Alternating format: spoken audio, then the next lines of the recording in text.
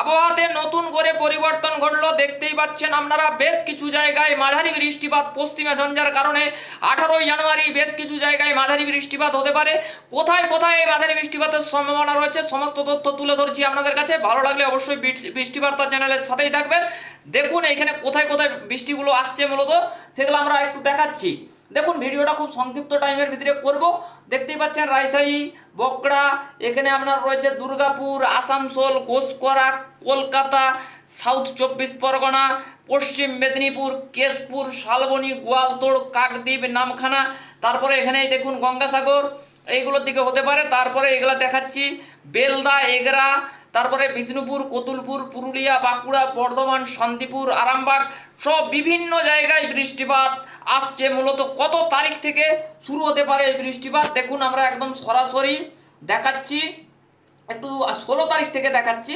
দেখুন আমরা দেখতে পাচ্ছি এখানে মোটামুটি 16 তারিখে কোনো কিছু বৃষ্টিপাতের সম্ভাবনা আমরা পাচ্ছি না। একটু একদম ক্লিয়ারলি দেখাবো। দেখুন এখানে যদি 16 তারিখের ব্যাপারটা দেখাই, আমরা দেখতে পাচ্ছি সিলেটের দিকে খুব ছিটে ফোঁটা বৃষ্টিপাতের একটা সম্ভাবনা রয়েছে। তারপরে দেখুন ধীরে ধীরে আমরা যদি নিয়ে যাই 16 তারিখ দেখতে পাচ্ছি শিলিগুড়ির দিকে একটু বিক্ষিপ্ত আকারে বৃষ্টিপাত হতে পারে। দেখুন আবহাওয়াতে পরিবর্তন এখন অনেকটাই হবে। তো দেখুন মূলত এই ভারী বৃষ্টিটা কবে থেকে পশ্চিমে ঝঞ্ঝাটা আসছে মূলত সেইগুলোই দেখাবো। দেখুন এখানে যদি আমরা একটু আপনাদেরকে দেখাই 17 তারিখ, দেখুন এখানে প্রায় এখানে আপনার রয়েছে বালেশ্বর, জলেশ্বর, বিরিপাতা, পিংলা, সবং, কেশিয়াড়ি, নয়গ্রাম, এইগুলো থেকে কিন্তু বিক্ষিপ্ত আকারে মেঘের একটা সঞ্চার হবে এবং কয়েক পশলা বৃষ্টিপাত হতে পারে। তারপরে দেখুন এই দেখুন ধীরে ধীরে কিন্তু পশ্চিমে ঝঞ্ঝা অ্যাটাক করছে।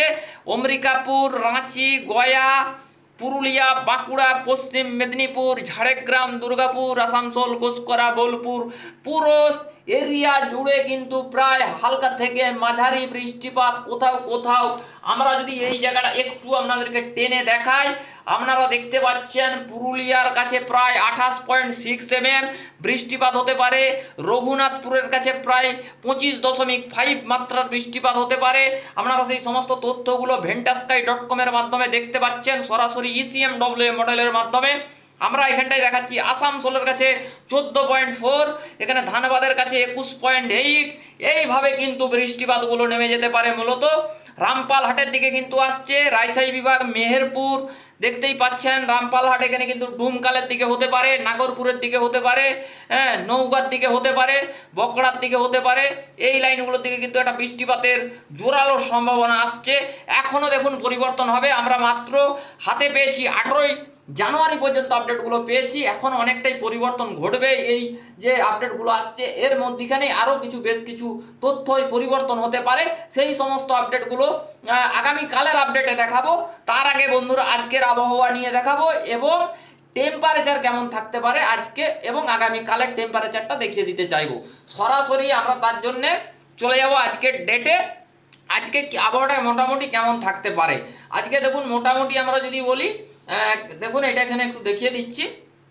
দেখুন আমরা যদি টেম্পারেচারের ব্যাপারটা এখনই দেখাই, টেম্পারেচার কতটা বন্ধুরা থাকতে পারে। দেখুন আমরা যদি দেখি মোটামুটি 14, 13, 12 করে থাকার সম্ভাবনা রয়েছে, কোথাও 13, কোথাও 14। আমরা যদি উত্তরবঙ্গের দিকটা একটু দেখি তাহলে কিন্তু 8, 14, 11 এইভাবে থাকতে পারে। তারপরে যদি আমরা রাজশাহী বিভাগের দিকে দেখি 14, 15 করে থাকার সম্ভাবনা রয়েছে।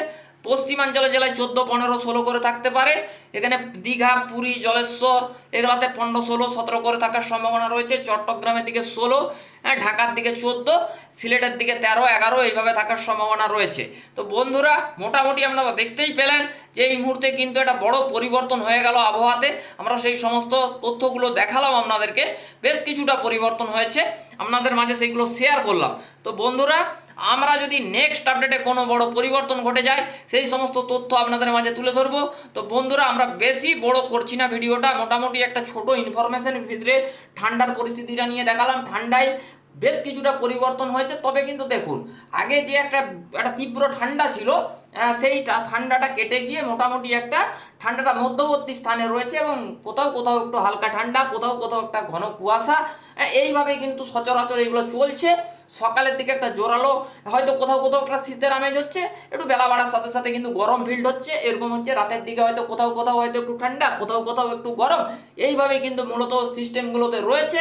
আমরা বেশ কিছু আর তথ্য দেখাচ্ছি না। যদি বন্ধুরা বৃষ্টিপাতের বড় কোনো পরিবর্তন আসে সেই মুহূর্তে আমরা আপডেটগুলো আপনাদের মাঝে শেয়ার করার চেষ্টা করব। অবশ্যই চ্যানেলের সাথে থাকবেন। বৃষ্টি বার্তার চ্যানেল ভালো লাগলে অবশ্যই চ্যানেলটি সাবস্ক্রাইব করবেন এবং চ্যানেলের সাথেই থাকবেন। বন্ধুরা, নেক্সট কোনো আপডেট নিয়ে আসবো। Thank you. ভালো লাগলে অবশ্যই হাওয়া বার্তা চ্যানেলের সাথে থাকবেন। ধন্যবাদ।